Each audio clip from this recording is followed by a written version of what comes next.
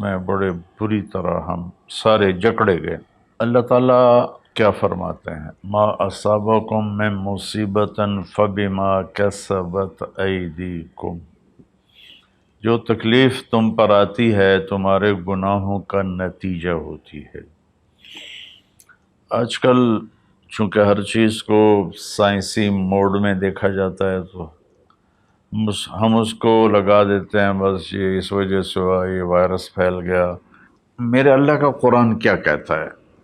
اللہ کرے میری آپ کی سمجھ میں آ جائے اور ہم قرآن کے سامنے کم از کم پھر کوئی لاجک نہ دیں، سر جھکائیں، اور ایسی آیات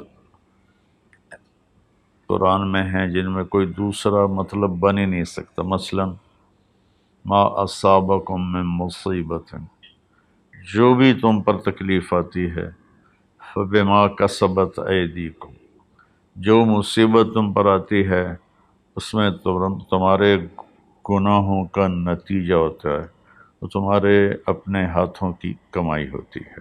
تو اب اس میں اللہ کا قرآن تو یہ کہتا ہے کہ جب لوگ مرد عورت بہت زیادہ نافرمان ہو جاتے ہیں تو اللہ ایسے جھٹکے دیتا ہے۔ میری اس تمہید کا مقصد یہ تھا کہ ہم احتیاطی تدبیر بھی نہیں اختیار کر رہے اور آسمانی تدبیر بھی اختیار نہیں کر رہے۔ ہمارے شہر کھلے تو ساتھ ہی وبا ہوا کی طرح پھیل گئی۔ انگلینڈ میں اب میرے ایک دوست ہیں، وہ بتا رہے تھے ڈاکٹر کہ میرے ہاسپٹل میں 200 بیڈ کرونا کے مریضوں کے تھے، اور ایک پہ ایک مرتا تھا، ایک پہ ایک مرتا تھا، اور اب صرف 5 ہوتے ہیں، 6 ہوتے ہیں۔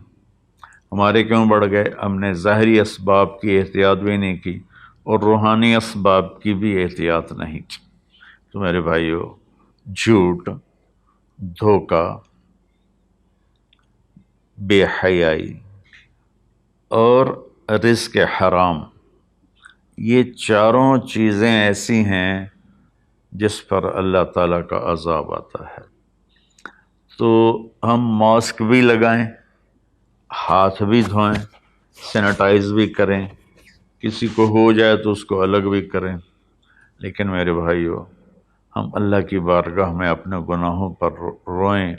پتہ نہیں کس کا آنسو، کس کی فریاد تمام دنیا کے انسانوں کے لیے کفایت کر جائے اور اللہ اپنی رحمت سے یہ چیز دور کر دے۔ اللہ کے سامنے جھکنا ہے، بھلا اس سے ہم لڑ سکتے ہیں؟ اللہ کی بھیجی ہوئی آفت سے کوئی لڑ سکتا ہے؟ الم تر کیف فعل ربک بعاد، تم نے دیکھا نہیں تیرے رب نے قوم عاد کے ساتھ کیا کیا؟ ارم ذات العماد، جن کے ستونوں کی طرح لمبے لمبے قد تھے۔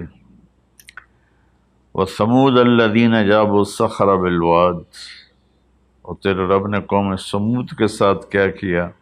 جنہوں نے پہاڑوں کے اندر گھر بنائے تھے، پہاڑ کھود کے۔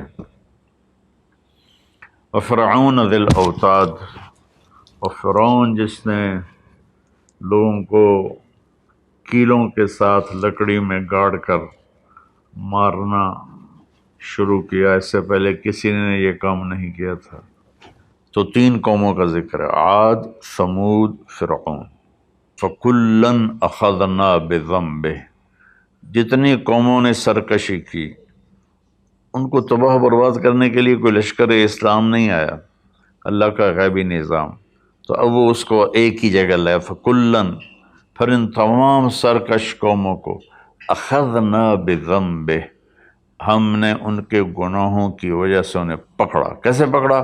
منہم من ارسلنا علیہ حاصبا، کسی پر پتھروں کی بارش، منہم من اخذتہ الصیحہ، کسی پر فرشتے کی چیخ، آواز بہت بڑی طاقت ہے۔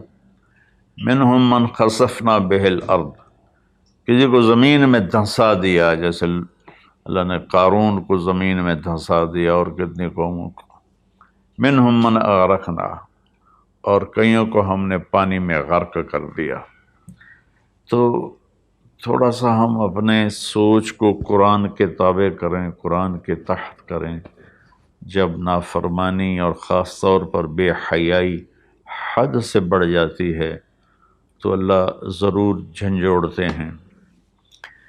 وَلَنُذِيقَنَّهُم مِّنَ الْعَذَابِ الْأَدْنَىٰ دُونَ الْعَذَابِ الْأَكْبَرِ لَعَلَّهُمْ يَرْجِعُونَ، ہم انہیں چھوٹے چھوٹے عذاب دیں گے، بڑا عذاب نہیں دیں گے۔ اللہ کے نبی کے بعد یہ ہو گیا، پہلے تو پوری قوم کو صفحہ ہستی سے مٹا دیا جاتا تھا۔ ہر مسلمان جانتا ہے جو تھوڑا سا بھی پڑا ہوا ہے کہ اللہ نے بنو اسرائیل کے ایک قبیلے کو پورے کے پورے کو بندر بنا دیا۔ فلما عتوا عما نہوا عنہ قلنا لهم کونوا قردۃ خاسئین، اللہ نے کہا ہفتے کو مچھلی نہیں کھانی، باقی 6 دن کھاؤ۔ امتحان آ گیا، 6 دن مچھلی آتی نہیں تھی، ہفتے کو سارا دریا بھر جاتا تھا، تو انہوں نے دریا کاٹ کے تالاب بنائے اور اس میں پانی دریا کا آتا، تو ہفتے کے دن پانی آتا تو مچھلیاں بھی آتی تو آگے ڈکا لگا دیتے، اتوار کو شکار کر کے کھا لیتے۔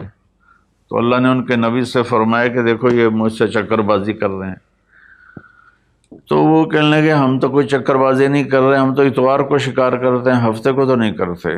لیکن ہفتے کو وہ ان کو بند کر دیتے تھے، اتوار کو پکڑ لیتے تھے۔ ایک رات میں اللہ نے کہا کونوا قردۃ خاسئین، ہو جاؤ بندر ذلیل و رسوا ہو کر، تو پوری بستی بندر بن گئی۔ رات کو اچھے بھلے سوئے تھے، صبح بندر بنے ہوئے تھے۔ وَجَعَلَ مِنْهُمُ الْقِرَدَ، میں نے بندر بنائے، والخنزیر اور خنزیر بنائے، اس کی طاقت کے آگے بھائی ہم کچھ نہیں۔ تو برائے مہربانی دونوں اسباب اختیار کریں۔